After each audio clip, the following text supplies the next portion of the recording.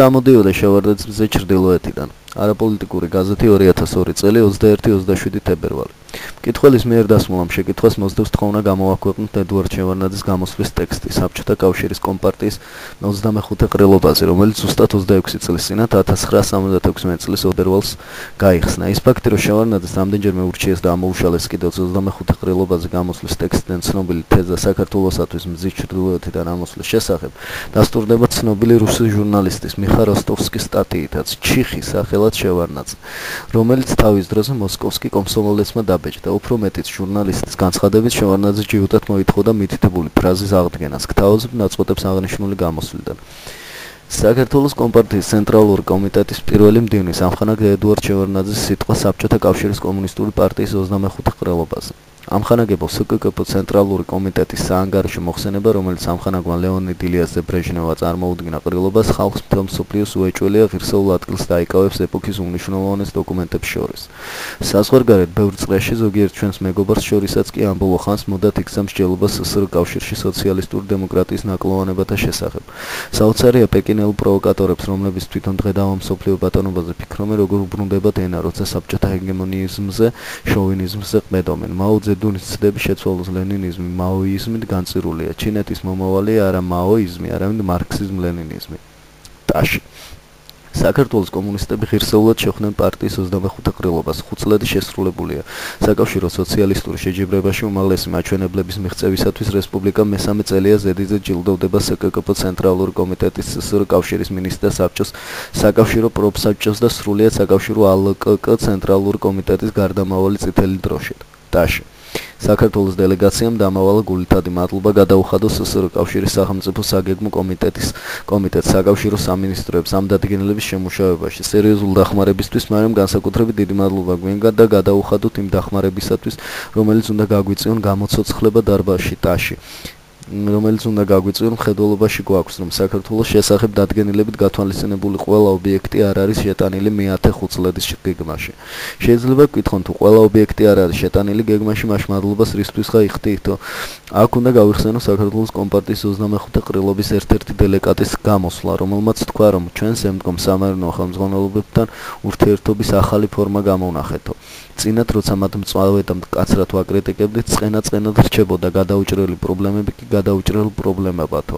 ახლა ჩვენ შევცვალეთ ტაქტიკა, წინასწარ ასე ვთქვათ ავანსად ვაქებთ ამხანაგებს, ისინი კმაყოფილნი არიან და საკითხებიც უფრო იოლად წყდებაო. გამოცოცხლება დარბაზში ტაში.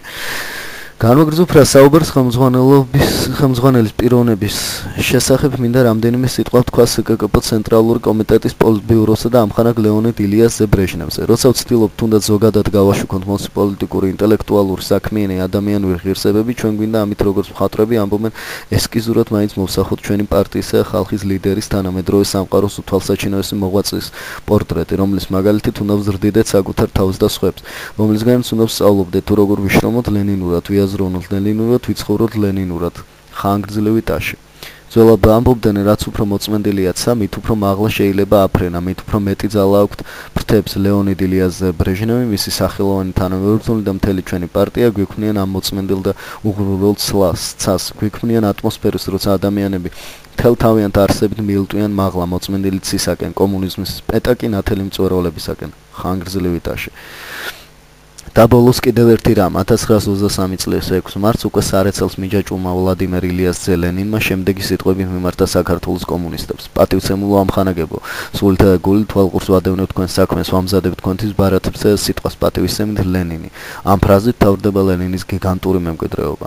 ვლადიმერ ილიასზემ ვეღარ შეძლო წერილი მოეწერა საქართველოს კომუნისტებისათვის, მაგრამ მას შემდეგ მოსკოვიდან, კრემლიდან საქართველოს კომპარტიაში მრავალჯერ მოსულა ლენინური ზრუნვის გამსჭვალული წერილები და დოკუმენტები. ორი ასეთი ნამდვილად ლენინური დოკუმენტი ცენტრალური კომიტეტის ორი დადგენილება ლეონიდ ილიასზე ბრეჟნევის ინიციატივით შეიქმნა ყრილობიდან ყრილობამდე.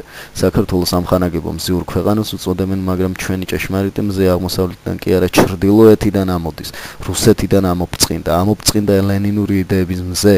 საქართველოს სამხრეთის თბილი რესპუბლიკაა, მაგრამ ჭეშმარიტი სითბო ჩვენთან შემოვიდა ჩრდილოეთიდან, დარიალის ხეობიდან. იგი ლენინური იდეების სითბო ჩვენთან მოვიდა ისტორიული საქართველოს სამხედრო გზით, რუსეთ-საქართველოს გზით, ტაში. და ამას აღნიშნოთ განსაკუთრებული სიხარულით, განსაკუთრებული სიამაყით, სწორედ დღეს 25 თებერვალს საბჭოთა საქართველოს დაბადების რესპუბლიკაში საბჭოთა ხელისუფლების დამყარების დღეს ტაში. უდიდესი მადლიერების ნიშნად ქართულმა ხალხმა ვლადიმერ ილიას ზელენიც ერთ-ერთი პირველი ძეგლი დაუდგა რუსეთის გულიდან მომავალ საქართველოს სამხედრო გზაზე. ეს ძეგლი ლენინის საქმისადმი ჩვენი ერთგულების მარადიული სიმბოლოა. ჩვენს დიდ უმძლავრეს ბრძენის მასთან რუს ხალხთან, საბჭოთა კავშირის ყველა ხალხთან ურღვევი მეგობრობის სიმბოლოა. ხანგრძლივი ტაში. ამხანაგ ედუარდ ჩემბერლენძის სიტყვა დარბაზობაზე კრემლში 1991 წლის 19 დეკემბერს. ადამიანი უწინარეს ყოვლისა თავისი ერის შვილია, მამულიშვილი, პიროვნებაა. არიან ხალხი და პიროვნებანი, რომლებსაც თვით ისტორია მოუხმობს გამორჩეული მისიისთვის. რუსი ხალხი სოციალისტური ცივილიზაციის მედროშია. ამის დასტურია 1917 ოქტომბერი და 45 მაისი. რუსი ხალხი ბუნებით რევოლუციონერია, ჩვენი დროის გამოჩენილი რევოლუციონერია ლეონიდ ილიაზე ბრეჟნევი. რუსი ხალხის გამჭრიახი გონება, დიდბუნოვნება, კეთილი გული საყოველთაოდ ცნობილი ფენომენია. ლეონიდ ილიაზის პიროვნება სიბრძნის განსახიერებაა, ჰუმანიზმის, ადამიანისადმი ნდობის ნიმუშია. კაცობრიობამ შეიცნო რუსი ხალხის შემოქმედი სული, მისი გენია, ამხანაგი ბრეჟნევი თავად დიდი შემოქმედი მთელი პარტიის ცხოვრების ნორმათა ამკვიდრებს შემოქმედებით შემართებას. რუსი ხალხის უგრძელობის, სამართლიანობის, ჩაგრულთა კომაგობის, ერთგული მეგობრობის მაგალითად მარტო რუსთა და ქართველთა ორასლოვანი ძმობაც იკმარებდა. თავისი ცხოვრებით ლეონიდ ილიაზემ თვით აღმართა ძეგლი ინტერნაციონალიზმს, დემოკრატიზმსა და ხალხთა მეგობრობას. რუსი ხალხი მრისხანი და მედგარია მტერთა ბრძოლაში და ლეონიდ ილიაზე ბრეჟნევის არსება კლასობრივი ინტერესების ერთგულების საწყავია. გმირობა და თავდადებაა. ხალხები დიდ რუსეთთან დამაყრობლობით კავშირს იმიტომ ესწრაფოდნენ, რომ იწამეს სინათლე, მშვიდობა და მომავალი. ბრეჟნევის ნათელი აზრი მისი ტიტანური მოღვაწეობა მშვიდობისათვის იმედის ბურჯად უდგათ კეთილინების ადამიანებს. ასე გახდა რუსი ხალხი უფროსი ძმა საბჭოთა მოწმე ხალხების ოჯახში. ასე გახდა ლეონიდ ილიაზზე დიდი რუსი მამულიშვილი ყველა ერის, მათ შორის ქართველთა სისხლისხლთაგანი და ხორცთაგანი, ინტერნაციონალური დედასამშობლოს ნების გამომხატველი. მისი ბაირახტარი ხალხის შვილს ძვირფას ლეონიდ ილიაზეს ბედნიერად დასდგომოდეს ახალი მომავალი საუკუნე. გაზეთი კოლხური კოშკი 24 აგვისტო 1995 წელი, ნომერი 917.